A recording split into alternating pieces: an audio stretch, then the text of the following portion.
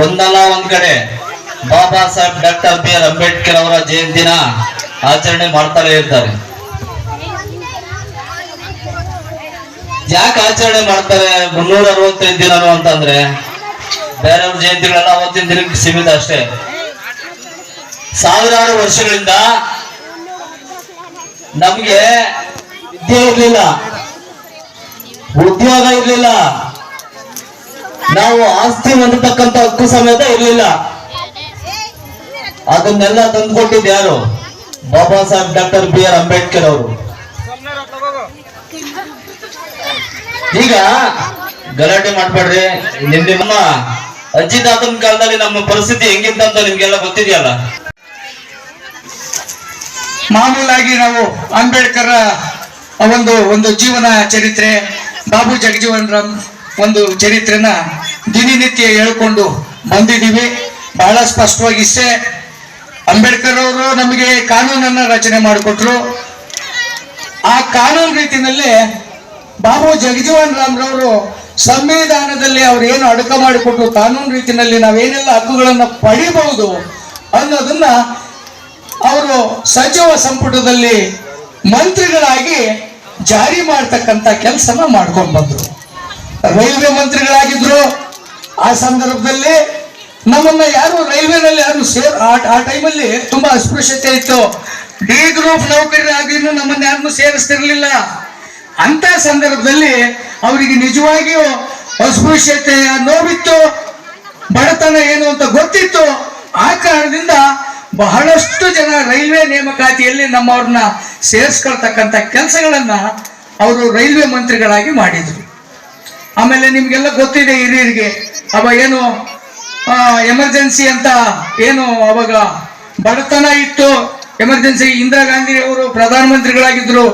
ಅಂತ ಟೈಮಲ್ಲಿ ಬಾಬು ಜಗಜೀವನ್ ರಾಮ್ರು ಕೃಷಿ ಮಂತ್ರಿ ಆಗಿದ್ರು. ಆ ಕೃಷಿ ಮಂತ್ರಿ ಆಗಿದ್ದಾರೆ, ಆದ್ರೆ ಬಡತನ ಇದೆ. ಅಂತ ಸಂದರ್ಭದಲ್ಲಿ ಅವರ ಒಂದು ವಿವೇಚನಾ ಶಕ್ತಿಯಿಂದ ಏನು ಕೃಷಿ ಕ್ಷೇತ್ರದಲ್ಲಿ ಅತಿ ಹೆಚ್ಚು ಅಧ್ಯಯನ ಮಾಡಿರ್ತಕ್ಕಂಥ ಸಂಶೋಧಕರನ್ನ ಭೇಟಿ ಮಾಡಿ ಬೇರೆ ಬೇರೆ ದೇಶಗಳಲ್ಲಿ ಏನು ಆಧುನಿಕ ರೀತಿಯ ಒಂದು ತಳಿಗಳನ್ನ ಬೆಳೀತಾರೆ, ಆ ತಂತ್ರಜ್ಞಾನದ ಮುಖಾಂತರ ಈ ದೇಶದಲ್ಲೂ ಒಂದು ವ್ಯವಸಾಯನ ಪ್ರಾರಂಭ ಮಾಡಿಸಿ ಕೃಷಿ ಕ್ಷೇತ್ರದಲ್ಲಿ ಹೆಚ್ಚು ಸಾಧನೆ ಮಾಡಿ ಸಾಕಷ್ಟು ಏನು ಅವತ್ತು ಅನ್ನದ ಸಮಸ್ಯೆ ಇತ್ತು ಅದನ್ನ ನೀಗಿಸ್ತಕ್ಕಂಥ ಕೆಲಸನ ಬಾಬು ಜಗಜೀವನ್ ರಾಮ್ ರವರು ಮಾಡ್ತಾರೆ. ಅಂಬೇಡ್ಕರ್ ಹಾಗೂ ಬಾಬು ಜಗಜೀವನ್ ರಾಮ್ ರವರ ಜಯಂತಿ ಅಂಗವಾಗಿ ವೇದಿಕೆ ಮೇಲೆ ಹಸೀನರಾಗಿರ್ತಕ್ಕಂಥ ಮಾಜಿ ಶಾಸಕರು ನಮ್ಮ ತಿಮ್ಮಯ್ಯಪ್ಪನವರೇ ಹಾಗೂ ನವೀನ್ ಕಿಲಾರಳ್ಳಿ ಅವರೇ ಹಾಗೂ ವೇದಿಕೆ ಮೇಲೆ ಇರ್ತಕ್ಕಂಥ ಎಲ್ಲಾ ಮುಖಂಡರೇ, ಇವತ್ತಿನ ದಿನ ದಯವಿಟ್ಟು ಯಾರು ಗಲಾಟೆ ಡಾಕ್ಟರ್ ಬಿ.ಆರ್. ಅಂಬೇಡ್ಕರ್ ಮತ್ತು ಬಾಬು ಜಗಜೀವನ್ ರಾಮ್ ಅವರ ಜಯಂತಿಯನ್ನ ಆಚರಿಸುವ ಮೂಲಕ ನಾವೆಲ್ಲ ಸಂತೋಷವನ್ನು ಪಡ್ತಾ ಇದ್ದೀವಿ. ಏಕೆಂದ್ರೆ ಡಾಕ್ಟರ್ ಬಿ.ಆರ್. ಅಂಬೇಡ್ಕರ್ ಅವರು ಸಂವಿಧಾನ ಶಿಲ್ಪಿ, ನಮ್ಮ ದೀನ ದಲಿತರಿಗೆ ಇತರೆ ಎಲ್ಲಾ ಜನಾಂಗಕ್ಕೂ ಒಂದು ಮಾದರಿಯಾಗುವಂತ ಸಂವಿಧಾನವನ್ನ ಕೊಟ್ಟು ನಮ್ಮನ್ನ ಬೆಳಕಿನ ಕಡೆಗೆ ತಂದಂತ ಮಹಾನುಭಾವ. ಹಾಗೆ ಮತ್ತೋರ್ವರು ನಮ್ಮ ಮಾಜಿ ಪ್ರಧಾನಿಗಳು ಆದ ಬಾಬು ಜಗಜೀವನ್ ರಾಮ್ ಅವರು, ಅವರ ಜಯಂತಿಯನ್ನು ಸಹ ಇದೇ ಸಂದರ್ಭದಲ್ಲಿ ಆಚರಿಸ್ತಾರೆ. ಅವರು ಸಹ ನಮ್ಮ ಜನಾಂಗಕ್ಕೆ ಬಹಳಷ್ಟು ಕೊಡುಗೆಗಳನ್ನು ಕೊಟ್ಟಿದ್ದಾರೆ. ಹಸಿರು ಕ್ರಾಂತಿಯ ಹರಿಕಾರ ಅನ್ನೋ ಒಂದು ಬಿರುದನ್ನು ತಗೊಂಡಿದ್ದಾರೆ. ಅವರನ್ನು ಸ್ಮರಿಸುವಂತ ಈ ಸಂದರ್ಭದಲ್ಲಿ ನಾವು ಮಹನೀಯರು ನಮಗೆ ಹಾಕಿಕೊಟ್ಟಂತ ಬುನಾದಿ, ಅವರು ಕೊಟ್ಟಂತ ದಾರಿಯನ್ನ, ಆ ಮಾರ್ಗದರ್ಶನವನ್ನು ನಾವು ಅನುಸರಿಸುತ್ತಾ ನಾವು ಮುಂದೆ ನಾವು ಹೇಗೆ ಈ ಸಮಾಜದಲ್ಲಿ ನಮ್ಮನ್ನ ತುಳಿತಕ್ಕೆ ಒಳಗಾದಂತ ಸಮಾಜದಲ್ಲಿ ನಾವು ಯಾವ ತರ ಬದುಕಬೇಕು ಅನ್ನೋದನ್ನ ನಾವು ತಿಳ್ಕೊಳ್ಬೇಕಾಗಿದೆ. ಹಾಗೆ ಅಂತ ಮಹನೀಯರನ್ನ ಇವತ್ತು ನಾವು ಸ್ಮರಿಸೋದು ಒಂದು ದೊಡ್ಡ ವಿಶೇಷ. ಮತ್ತೊಂದು ವಿಚಾರ ಏನಂದ್ರೆ, ನಾನು ಪ್ರಥಮದಲ್ಲಿ ಬಂದಾಗ ನನ್ನ ಅಕ್ಕ ತಂಗಿಯವರು ಬಹಳ ಇವತ್ತು ಕಳಸ ಹೊತ್ತು ಸಾಗುತ್ತಿದ್ದಂಥದ್ದು. ಮತ್ತೆ ತಮಟೆ ವಾದ್ಯ ಮಾಡ್ತಕ್ಕಂಥ ಎಲ್ಲರೂ ಬಹಳ ಉತ್ಸಾಹ, ಒಂದು ಸಂತೋಷ ನೋಡಿ ನಮಗಂತೂ ಬಹಳ ಸಂತೋಷ ಆಯ್ತು. ಯಾಕಂದ್ರೆ ಇಲ್ಲಿಂದ ತಮಟೆ ವಾದ್ಯ ಮಾಡ್ತಾ ಈ ಒಂದು ಕಳಸವನ್ನ ಹೊತ್ತು ಮೆರವಣಿಗೆಯಲ್ಲಿ ಬಂದು ಸಾಗದಂದಾಗ ನಾನು ನಿಮ್ಮ ಜೊತೆ ಇದ್ದು ಅದನ್ನು ನೋಡಿ ನಾನು ಬಹಳ ಸಂತೋಷ ಆಯ್ತು. ನಮಗೆ ಅದು ಮರೆಯಲಾದಂತ ಒಂದು ನೆನಪು ಅಂತ ಹೇಳ್ಬೋದು. ಹೋಗ್ತಾನೆ. ಏನು ಪ್ರಯೋಜನ ಇಲ್ಲ ಅಂತೇಳಿ ಅಶೋಕ ಯುದ್ಧವನ್ನೇ ಬಿಡ್ತಾ ಹೋಗ್ತಾನೆ. ಧ್ವನಿ ಇಲ್ಲದ ಮಕ್ಕಳಿಗೆ ಶಿಕ್ಷಣ ಕೊಡಿಸ್ಬೇಕು ಅಂತ ಹೇಳಿ ಸಾವಿತ್ರಿಬಾಯಿ ಫುಲೆ ಮನೆ ಬಿಡ್ತಾರೆ. ನನ್ನ ಜನಗಳಿಗೆ ಸಮಾನತೆ ಕೊಡಬೇಕು, ನ್ಯಾಯ ಕೊಡಬೇಕು, ಅನ್ನ ನೀರು ಕೊಡಿಸ್ಬೇಕು ಅಂತ ಹೇಳಿ ಡಾಕ್ಟರ್ BR ಅಂಬೇಡ್ಕರ್ ಅವರು ಧರ್ಮವನ್ನೇ ಬಿಡ್ತಾರೆ. ಅಂತಹ ಪುಣ್ಯಾತ್ಮನ ದಿನಾಚರಣೆ ಇವತ್ತು ನಾವು ಆಚರಿಸ್ತಾ ಇದ್ದೀವಿ. ಇದು ಕೇವಲ ದಿನಾಚರಣೆ ಅಲ್ಲ, ಕೇವಲ ಒಂದು ಕಾರ್ಯಕ್ರಮ ಅಲ್ಲ, ಬದಲಿಗೆ ಒಂದು ಯುಗವನ್ನ ತಿರುಗಿ ನೋಡುವಂತ ದಿನ. ನಮ್ಮಂತ ಅದೆಷ್ಟೋ ಧ್ವನಿ ಇಲ್ಲದವರಿಗೆ ಶಕ್ತಿ ಆಗಿದ್ದಂಥವ್ರು, ಉಸಿರಾಗಿದ್ದಂಥವ್ರು, ನಮ್ಮ ಹಕ್ಕುಗಳಿಗಾಗಿ ಬೆಳಕನ್ನು ಚೆಲ್ಲಿದಂತ ಮಹಾತ್ಮನನ್ನ ಸ್ಮರಣೆ ಮಾಡುವಂತ ದಿನ. ಕೇವಲ ನಮ್ಮಪ್ಪ, ನಮ್ಮ ತಾತ, ನಮ್ಮ ಅಜ್ಜಿ ಬಗ್ಗೆ ಮಾತಾಡ್ತೀವಿ, ಅವರು ಸತ್ತೋಗ್ಬಿಡ್ತಾರೆ. ಯಾಕೆಂದ್ರೆ ಅವರ ಮುಂದಿನ ಪೀಳಿಗೆನ ನಮ್ಗೆ ಹೇಳಲಿಕ್ಕೆ ಆಗೋದಿಲ್ಲ. ಇವತ್ತು ಚಿಕ್ಕ ಮಕ್ಕಳು ಕೇಳಿದ್ರೆ ಹೇಳ್ತಾರೆ, ಡಾಕ್ಟರ್ BR ಅಂಬೇಡ್ಕರ್ ಗೊತ್ತಾ ಅಂದ್ರೆ ಗೊತ್ತು ಅಂತ ಹೇಳ್ತಾರೆ, ಸ್ವಾಮಿ ವಿವೇಕಾನಂದ ಗೊತ್ತಾ ಅಂದ್ರೆ ಗೊತ್ತು ಅಂತ ಹೇಳ್ತಾರೆ.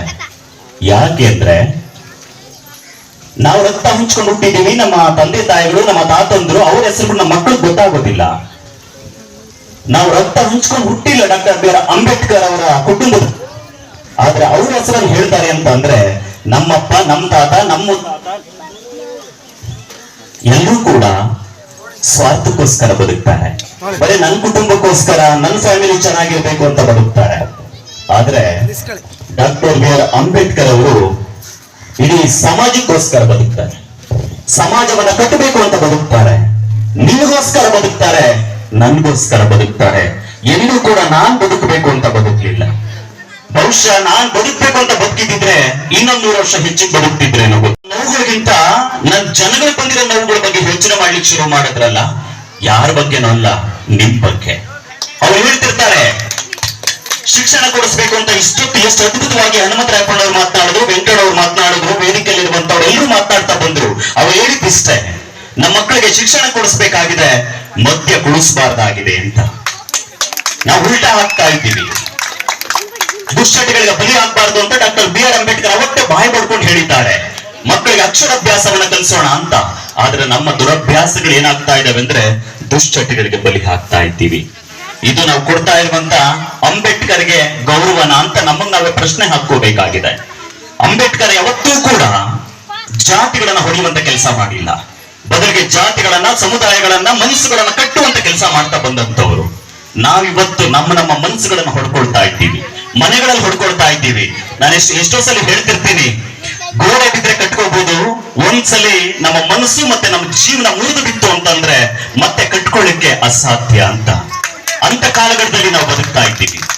ಯಾಕೆಂದ್ರೆ ಈ ಕಾರ್ಯಕ್ರಮ ಮಾಡಿರೋದು ಬಹಳಷ್ಟು ಯುವಕರು ಇಲ್ಲಿ ಸೇರ್ಕೊಂಡಿದ್ದೀರಿ. ನಿಮ್ಮ ಉತ್ಸುಕತೆ ನನಗೆ ಬಹಳ ಇಷ್ಟ ಆಯ್ತು. ಒಬ್ಬ ಧೀಮಂತ ನಾಯಕನ ಬಗ್ಗೆ ಒಂದು ದಿನವನ್ನ ಇಟ್ಕೊಂಡು ನಾವು ಆಚರಣೆ ಮಾಡೋದಕ್ಕೋಸ್ಕರ ಗೌರವ ಸಲ್ಲಿಸಬೇಕು ಅಂತ ಹೇಳಿ ನೀವೆಲ್ಲ ಶ್ರಮ ವಹಿಸಿ ಮಾಡ್ತಾ ಇದ್ದೀರಿ.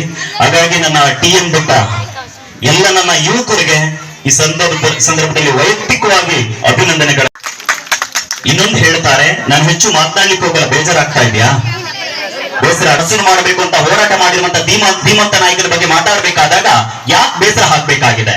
ಇವತ್ತೆಲ್ಲ ನೆಮ್ಮದಿಯಾಗಿ ಮಲಗ್ತಾ ಇದ್ರ ಮನೆಗಳಲ್ಲಿ ಅಂತಂದ್ರೆ ಅವತ್ತ ಆ ಮನುಷ್ಯ ಎಷ್ಟು ದಿನಗಳ ಕಾಲ ಉಪವಾಸ ಇದ್ದ ಅಂತೇಳಿ ಒಂದ್ಸಲಿ ನಾವು ಯೋಚನೆ ಮಾಡಬೇಕಾಗಿದೆ. ಎಷ್ಟೋ ದಿನಗಳ ಕಾಲ, ಎಷ್ಟೋ ತಿಂಗಳ ಕಾಲ, ಎಷ್ಟೋ ವರ್ಷಗಳ ಕಾಲ ಇಡೀ ಬದುಕನ್ನ ನಿಮ್ಗೋಸ್ಕರ, ನಮ್ಗೋಸ್ಕರ ತ್ಯಾಗ ಮಾಡದಂತ ಆ ಮಹನೀಯನನ್ನ ಸ್ಮರಣೆ ಮಾಡಬೇಕಾದಾಗ ಯಾಕೆ ಬೇಜಾರಾಗಬೇಕಾಗಿದೆ? ಒಂದು ಮಾತು ಹೇಳ್ತಾರೆ, ಮಕ್ಕಳಿಗೆ ಶಿಕ್ಷಣ ಕೊಡಿಸೋಣ, ಮದ್ಯ ಕುಡಿಸೋದು ಬೇಡ, ದುಶ್ಚಟಕ್ಕೆ ಬಲಿ ಮಾಡೋದು ಬೇಡ, ಜೊತೆಗೆ ಎತ್ತಂತ ತಂದೆ ತಾಯಿಗಳಿಗೆ ಗೌರವ ಕೊಡೋಣ, ನಮ್ಮನ್ನ ಸಾಕಿ ಬೆಳೆಸಿದಂತ ಗುರು ಹಿರಿಯರಿಗೆ ನಾವು ಗೌರವ ಕೊಡೋಣ ಅಂತ ಡಾಕ್ಟರ್ BR ಅಂಬೇಡ್ಕರ್ ಅವರು ಅವತ್ತೇ ಹೇಳ್ತಾರೆ. ಯಾವತ್ತೊಂದು ರಾಷ್ಟ್ರ ಅದ್ಭುತವಾಗಿ ಬೆಳೆಯುತ್ತೆ ಅಂತಂದ್ರೆ ಮೊದಲಿಗೆ ತನ್ನ ಮನೆ ಬೆಳಗ್ಬೇಕಂತೆ. ಯಾವತ್ತು ಮನೆ ಬೆಳಗುತ್ತೆ ಅವತ್ತು ಹಳ್ಳಿ ಬೆಳಗುತ್ತಂತೆ. ಯಾವತ್ತು ಹಳ್ಳಿಗಳು ಬೆಳಗುತ್ತೆ ಅವತ್ತು ಆ ರಾಜ್ಯ, ಜಿಲ್ಲೆಗಳು, ದೇಶಗಳು ಬೆಳಗ್ತಾ ಹೋಗುತ್ತೆ. ಇವತ್ತು ನಾವು ಯುವಕರಾಗಿದ್ದೀವಿ, ಎಲ್ರು ಮನೆಗಳನ್ನ ಬೆಳೆಸ್ಕೋಬೇಕಾಗಿದೆ. ಮೊದಲಿಗೆ ನಮ್ಗೆ ಹೆತ್ತಂತ ತಂದೆ ತಾಯಿಗಳ ಕಷ್ಟಗಳ ಬಗ್ಗೆ ಅರ್ಥ ಮಾಡ್ಕೊಳ್ಬೇಕಾಗಿದೆ. ನಮಗೋಸ್ಕರ ಬೆಳಿಗ್ಗೆಯಿಂದ ಸಂಜೆವರೆಗೂ ಬದುಕನ್ನ ತ್ಯಾಗ ಮಾಡಿರುವಂತ, ನಿಜವಾದ ಕಣ್ಣಿಗೆ ಕಾಣುವಂತ ದೇವರುಗಳು ಯಾರಾದ್ರೂ ಇದ್ದಾರೆ ಅಂದ್ರೆ ಅದು ಹೆತ್ತಂತ ತಂದೆ ತಾಯಿಗಳು. ಅಂತಹ ತಂದೆ ತಾಯಿಗಳ ಆ ನೋವನ್ನ, ಕಣ್ಣೀರನ್ನ, ಪರಿಶ್ರಮವನ್ನ ಅರ್ಥ ಮಾಡ್ಕೊಳ್ಬೇಕಾಗಿದೆ ಅಂತ ನಾನು ಪ್ರತಿ ಕಾರ್ಯಕ್ರಮದಲ್ಲೂ ಹೇಳ್ತಿರ್ತೀನಿ. ಚಿತ್ತವಹಿಸಿ ನಿತ್ಯ ದಾನವ ಮಾಡಿದರೇನು ಫಲ? ಹೆತ್ತ ತಂದೆ ತಾಯಿಗಳಿಗೆ ಅನ್ನವ ಕೊಡದೆ ನಿತ್ಯ ಅನ್ನ ಸಂತರ್ಪಣೆ ಮಾಡಿದರೇನು ಫಲ? ಹೆತ್ತ ತಂದೆ ತಾಯಿಗಳಿಗೆ ಕುಡಿಯಲು ನೀರು ಕೊಡದೆ ಕಲ್ಲು ದೇವರಿಗೆ ಹಾಲನ್ನೆರೆದರೇನು ಫಲ? ಹೆತ್ತ ತಂದೆ ತಾಯಿಗಳಿಗೆ ಆಶ್ರಯ ಕೊಡದೆ ಬಹು ಮಹಡಿಗಳನ್ನ ಕಟ್ಟಿದರೇನು ಫಲ ಅಂತ ದಾರ್ಶನಿಕರು ಹೇಳ್ತಾರೆ. ಅಂತಹ ತತ್ವಗಳನ್ನ, ಅಂತಹ ವಿಚಾರಧಾರೆಗಳನ್ನ ಮೈಗೂಡಿಸ್ಕೊಂಡವರು ಡಾಕ್ಟರ್ ಬಿ ಆರ್ ಅಂಬೇಡ್ಕರ್ ಅವರು. ಅಂತಹ ಪುಣ್ಯಾತ್ಮನನ್ನ ಯಾವ ರೀತಿ ನಾವು ಕಾಣ್ತಾ ಇದ್ದೀವಿ? ಆ ಪುಣ್ಯಾತ್ಮನ ಆದರ್ಶಗಳಿಗೆ ನಾವು ಗೌರವ ಕೊಡ್ತಾ ಇದ್ದೀವಾ? ಆತನ ಉದ್ದೇಶಕ್ಕೆ ನಾವು ಬೆಲೆ ಕೊಡ್ತಾ ಇದ್ದೀವಾ? ಒಂದು ಸರಿ ನಾವು ಯೋಚನೆ ಮಾಡಬೇಕಾಗಿದೆ. ಇವತ್ತು ನಾನು ಎಣ್ಣೆ ಕುಡಿಯೋದಿಲ್ಲ, ದುಶ್ಚಟಕ್ಕೆ ಬಲಿಯಾಗಿಲ್ಲ, ಯಾವುದೊಂದು ಕೆಟ್ಟ ಒಂದು ಏನು ಅದೇನು ಹೇಳ್ತಾರಲ್ಲ ಚಟಗಳು, ಅಭ್ಯಾಸಗಳು ಯಾವುದು ಮಾಡಲ್ರಿ. 100% ಮಾಡ್ತಾ ಇಲ್ಲ, ಮುಂದೆ ಮಾಡೋದಿಲ್ಲ. ಯಾಕೆ ಮಾತನ್ನು ಹೆಮ್ಮೆಯಿಂದ ಹೇಳ್ತೀನಿ ಅಂತ ಅಂದ್ರೆ, ನಾನು ಮನೆಯಲ್ಲಿದ್ದಂತವನು, ಕುಟುಂಬದ ಮುಖ್ಯಸ್ಥನಾಗಿದ್ದೀನಿ. ನನ್ನ ತಂದೆ ತಾಯಿಗಳು ನನ್ನ ನೋಡಿ ಭಯದಿಂದ ಇದ್ದಾರೆ, ಗೌರವದಿಂದ ಇದ್ದಾರೆ. ನನ್ನ ಅಕ್ಕಪಕ್ಕದ ಮನೆಯವರು ನವೀನ ಇದ್ದಾನೆ ಅಂತ ಅಂದಾಗ ಗಲಾಟೆ ಮಾಡ್ಲಿಕ್ಕೆ ಹೋಗಲ್ಲ. ಒಂದ್ ವೇಳೆ ಏನಾದ್ರೂ ಬೇರೆ ರೀತಿಯ ಚಟಗಳಿದ್ರೆ ಅದನ್ನು ಕೂಡ ಬಿಡ್ಲಿಕ್ಕೆ ಶುರು ಮಾಡ್ತಾ ಇದ್ದಾರೆ.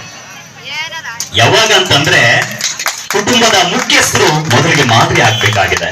ದೊಡ್ಡವರಿದ್ದೀರಿ, ಬೇಜಾರ್ ಮಾಡ್ಕೋಬೇಡಿ, ಹಿಂಗ್ ಹೇಳ್ತೀನಿ ಅಂತ ಹೇಳಿ ತಪ್ಪು ತಿಳ್ಕೋಬೇಡಿ. ಒಂದ್ ವೇಳೆ ನಾನು ಬೈಕೊಂಡ್ರು ಪರವಾಗಿಲ್ಲ, ಹೇಳಲೇಬೇಕು, ಹೇಳ್ತಾ ಇದ್ದೀನಿ. ನೀವೆಲ್ಲ ನನ್ನ ಕುಟುಂಬ ಆಗಿರೋದ್ರಿಂದ ನಾನು ಮಾತಾಡ್ತಾ ಇದ್ದೀನಿ. ನೀವು ಮನೆಗಳಲ್ಲಿ ಮಾದರಿ ಆಗಿದ್ರೆ ನಿಮ್ ಮಕ್ಕಳು ಮಾದರಿ ಆಗಿರ್ತಾರೆ. ನೀವು ಮನೆಗಳಲ್ಲಿ ದುಶ್ಚಟಗಳನ್ನ ಬಿಟ್ರೆ ನಿಮ್ ಹೊಟ್ಟೆಲ್ ಹುಡುದಂತ ಮಕ್ಕಳು ನೀಟಾಗಿ ಬೆಳೀತಾರೆ. ಸೈಕಲ್ ಕೊಟ್ಟಿದ್ದೀರ. ಇನ್ನೂ ಸರ್ ನಾನು ಬಂದಾಗ ಎಷ್ಟೊತ್ತು ಟರ್ಮಿನಲ್ ಬಿಟ್ಟು ಆ ಕಡೆ ಹೋಗ್ಬೇಕಂತ ಅನ್ಸಿತ್ತು ನಮ್ಗೆ. ನೀವು ಊರಿಗೆ ಬರಕ್ಕೆ ನಮ್ಗೆ ಅಂಬೇಡ್ಕರ್ ಜಯಂತಿ ಬರಕ್ಕೆ ನೀವು ಗುಂಪುಗಾರಿಕೆಗಳು ಮಾಡ್ಕೊಂಡು ಅಲ್ಲಿ ಇಲ್ಲಿ ದುಶ್ಚಟಕ್ಕೆ ಬಲಿಯಾಗಿ ಹೆಣ್ಣು ಮಕ್ಳು ನೀಟಾಗಿ ಅವತ್ತು ಕೂತವ್ರೆ. ಹಿಂದಿನ ಸಾರಿ ಹುಡುಗರೆಲ್ಲ ಕೇಕ್ ಹಾಕ್ತಿದ್ರು. ಇವತ್ತು ಚೆನ್ನಾಗಿದ್ದೀರಲ್ಲ, ಇವತ್ತು ಈ ತರ ಚೆನ್ನಾಗಿದ್ದಂಗೆ ಇದ್ದು ಪ್ರತಿ ಸಲ ನಾವು ಬರ್ತೀವಿ. ಈ ವೇದಿಕೆ ಬಗ್ಗೆ ಎಲ್ಲರೂ ಕೂಡ ಕರೆಸ್ತೀವಿ. ನಾನೊಂದು ನನ್ನ ಹೋರಾಟಗಾರರಿಗೆ ಹೇಳೋದು, ನನ್ನ ತಾಲೂಕಲ್ಲಿ ಎಲ್ಲೇ ಅಂಬೇಡ್ಕರ್ ಜಯಂತಿ ಮಾಡಲಿ, ನಮ್ಮ ಸಮುದಾಯದ ಕಾರ್ಯಕ್ರಮ ಯಾವ ಎಲ್ಲೇ ಮಾಡಲಿ, ನವೀನ್ ಕಿಲಾರಿ ಅವರಿಗೆ ವೇದಿಕೆ ಕೊಡಿ. ಅಲ್ಲೊಂದು ಶಿಷ್ಟಾಚಾರದ ಮೌಲ್ಯಗಳನ್ನು ಅರ್ಥ ಮಾಡ್ಕೊಳ್ತಕ್ಕಂಥ ಪಾಠವನ್ನು ಮಾಡ್ತಕ್ಕಂಥ ನವೀನ್ ಕಿಲಾರಿ ಅವರಿಗೆ ಎಲ್ಲ ವೇದಿಕೆ ಮಾಡಿಕೊಡಿ ಅಂತ ನಾನು ನಮ್ಮ ಸ್ನೇಹಿತರಿಗೆ ಅವ್ರಿಗೊಂದು ಕಿವಿ ಮಾತು. ಅಂಬೇಡ್ಕರ್ ಅವರ ಜಯಂತಿ ಬಹಳಷ್ಟು ಶಿಸ್ತಾಗಿ, ಅಚ್ಚುಕಟ್ಟಾಗಿ, ಅದ್ದೂರಿಯಾಗಿ ಈ ಸಮಾರಂಭವನ್ನು ತಾವೆಲ್ಲ ಏರ್ಪಾಡು ಮಾಡಿದ್ದೀರ. ಅನೇಕ ಜನರು ಅಂಬೇಡ್ಕರ್ ಏನ್ ಕೆಲಸ ಮಾಡ್ತಿದ್ರು, ಯಾಕಾಗಿ ಅವ್ರು ನಾವು ಇವತ್ತು ನೆನೆಸ್ಕೋಬೇಕು, ಜಗಜೀವನವನ್ನು ಯಾಕೆ ನೆನೆಸ್ಕೋಬೇಕು?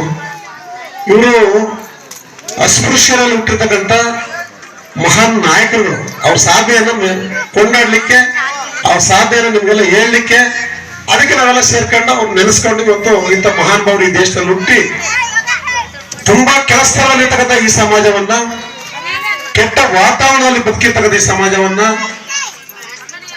ಮೂಲಭೂತ ಸೌಲಭ್ಯಗಳಿಂದ ವಂಚಿತರಾಗಿರ್ತಕ್ಕಂಥ ಈ ಸಮಾಜವನ್ನ, ಆಸ್ತಿ ಹಕ್ಕುಗಳನ್ನು ಕಳ್ಕೊಂಡಿರ್ತಕ್ಕಂಥ ಈ ಸಮಾಜವನ್ನ ಮೇಲೆ ತರ್ತಕ್ಕಂಥದಕ್ಕೆ ಪಣವನ್ನು ತೊಟ್ಟಿರ್ತಕ್ಕಂಥ ಈ ಇಬ್ಬರು ವ್ಯಕ್ತಿಗಳು